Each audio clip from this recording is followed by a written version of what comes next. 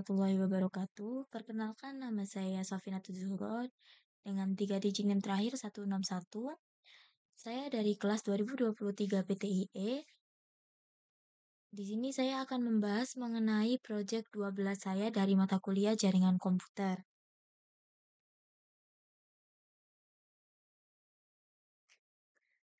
Perusahaan ABC Tech adalah sebuah perusahaan teknologi yang sedang berkembang pesat dan berlokasi di gedung 2 lantai untuk menunjang produktivitas kerjasama menjamin efisiensi komunikasi data antar divisi.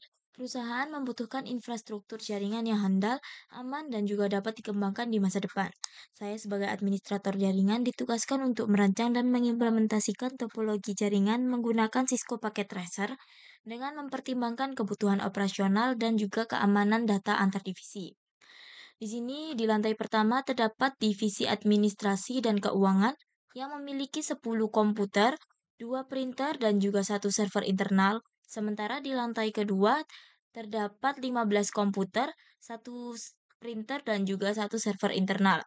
Seluruh perangkat dalam gedung ini terhubung ke satu penyedia layanan internet, yaitu ISP dengan bandwidth sebesar 100 Mbps untuk memisahkan lalu lintas jaringan dan meningkatkan keamanan. Saya membagi jaringan ini ke dalam 2 VLAN, yaitu VLAN 20 untuk divisi administrasi dan juga VLAN 30 untuk divisi IT.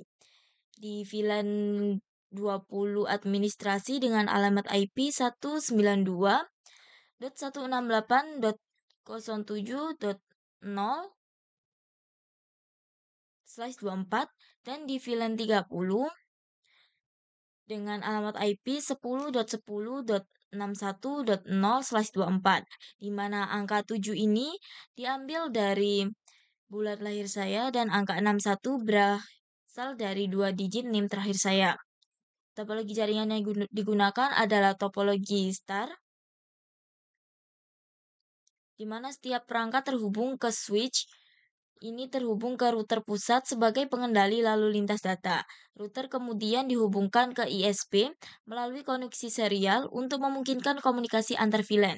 Saya menggunakan metode router on stick, yaitu teknik di mana satu port fisik pada router dikonfigurasi dengan subinterface yang berbeda untuk masing-masing VLAN.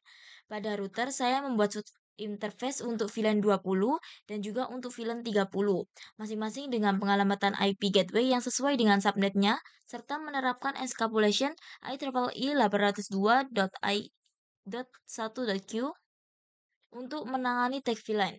Selanjutnya di switch saya membuat VLAN 20 dan VLAN 30. Lalu mengonfigurasi setiap port akses agar sesuai dengan VLAN tempat perangkat tersebut berada. Port yang mengarah ke router dikonfigurasi sebagai trunk agar dapat membawa lalu lintas dari kedua VLAN sekaligus. Setelah konfigurasi VLAN selesai, saya melanjutkan ke tahap keamanan jaringan dengan menerapkan access control list atau yang biasa disebut dengan ACL. ACL ini saya gunakan untuk membatasi akses langsung antar VLAN, misalnya komputer di VLAN 20 ini tidak bisa berkomunikasi dengan komputer atau printer server yang berada di VLAN 30. Begitupun sebaliknya, namun mereka tetap dapat mengakses perangkat umum seperti printer dan server yang berada di dalam VLAN yang sama. Jadi di PC di VLAN 20 ini bisa mengakses printer dan server di VLAN-nya sendiri, begitupun juga dengan VLAN 30. Namun PC ini tidak bisa berkomunikasi dengan printer dan server di VLAN lain. Begitupun dengan sebaliknya.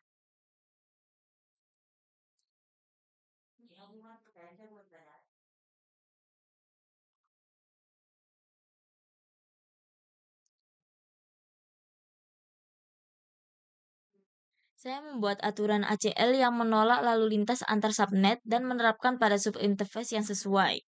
Setelah semua konfigurasi selesai, saya melakukan pengujian konektivitas yang akan saya uji nanti.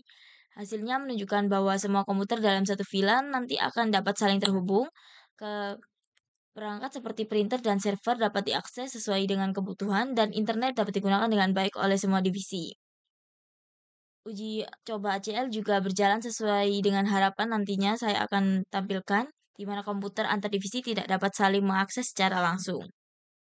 Di sini Saya akan memperlihatkan untuk settingan IP configuration yang telah saya terapkan, yaitu sesuai dengan yang sudah saya jelaskan tadi dengan IP 192.168.7, 7 ini dari bulan lahir saya, .2.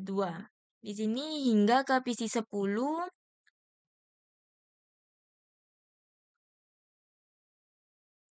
memiliki IP 192.168.7.11. Dengan default gateway tentunya sama 192.168.7.1. Di sini dari .2 hingga .11 untuk printer. Di sini untuk default gateway-nya sama. Untuk IP address-nya di .20, di printer 1.21 dan di server .22.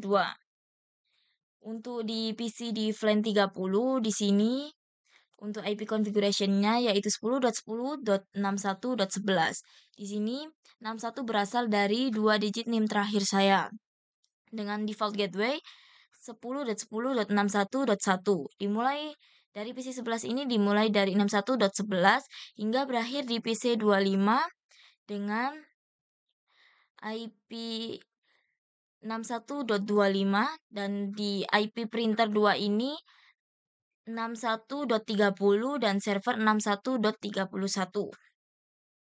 Di sini langsung saja kita masuk ke dalam bagian pengujian terlebih dahulu, yaitu menguji PC supaya bisa berkomunikasi dengan router dengan ping 192.168.7.1. Maka di sini sudah jika tampilannya seperti ini maka bermakna berhasil. Sekarang kita coba untuk ping ke PC di VLAN yang sama. Di sini saya mau ke PC dengan IP 192.168.7.8. Jika tampilannya sudah seperti ini, maka berarti sudah berhasil. Selanjutnya saya akan coba ping ke printer 1, printer 2, dan juga server.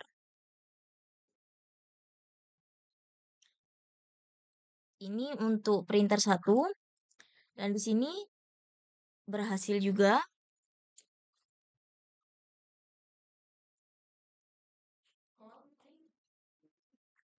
Di sini untuk printer kedua juga terlihat berhasil. Ini untuk ke server. Dan di sini juga tampilannya menunjukkan bahwa ini berhasil.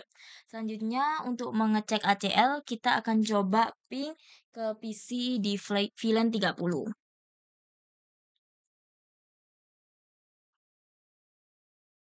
Di sini muncul tampilan reply form, namun di sini terdapat keterangan destination host uncreable, yang berarti ini adalah PC ini tidak berhasil mengirimkan pesan atau berkomunikasi langsung dengan PC yang berada di VLAN 30. Ini artinya konfigurasi ACL yang sudah saya terapkan sudah berhasil. Sekarang kita coba di VLAN yang satunya, VLAN 30. Pengujiannya sama, ping ke router terlebih dahulu, gateway routernya. Di sini tampak sudah berhasil. Selanjutnya ping ke PC di VLAN yang sama. Di sini juga tampak berhasil. Selanjutnya ke printer dan juga server.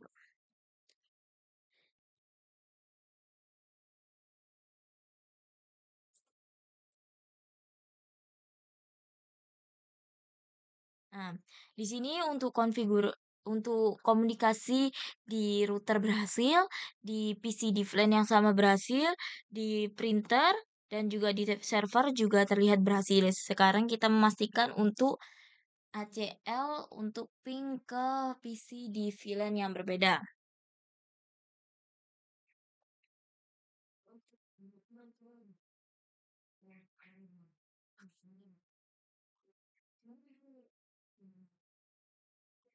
Di sini muncul tampilan request timeout atau sama dengan yang sebelumnya tadi, hampir sama dengan reply destination host uncreable.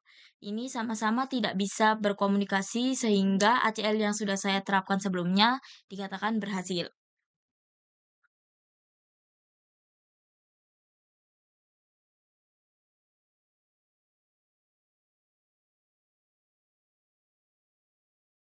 Dengan desain ini, jaringan perusahaan Abisitek tidak hanya mendukung kebutuhan operasional saat ini, tetapi juga disiapkan untuk ekspansi di masa depan. Infrastruktur yang dibangun memberikan efisiensi, keamanan, dan juga pengelolaan jaringan yang lebih baik dalam satu sistem yang profesional dan terstruktur. Mungkin itu saja yang bisa saya jelaskan di pertemuan proyek ke-12 ini. Kurang lebihnya jika saya ada salah, saya memohon maaf yang sebesar-besarnya. Wassalamualaikum warahmatullahi wabarakatuh.